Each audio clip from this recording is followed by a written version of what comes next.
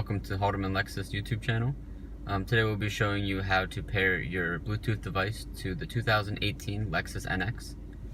To start, you're going to need to be on your menu screen in your car. This is the non-nav model of the NX. So to start off, you're going to press on Setup, which is right down here in between Info and Climate. And once you're on the setup screen, you're going to move over to the side menu, which pulls up Bluetooth, and press on Bluetooth. Now it's going to say there are no Bluetooth devices registered. Would you like to add one? Say yes.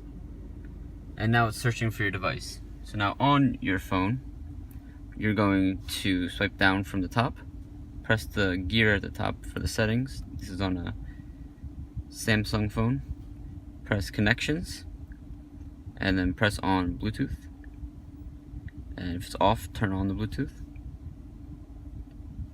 And if you scroll all the way to the bottom, it should show up as Lexus NX. Press on that. And it's going to say pair request. And make sure the pin is the same as the one on the screen. Press OK. And if you want to allow your contacts, press allow. And text messages. And that should be all set. And if you have any further questions, you can call us at 609-375-1000. And thank you. Have a great day.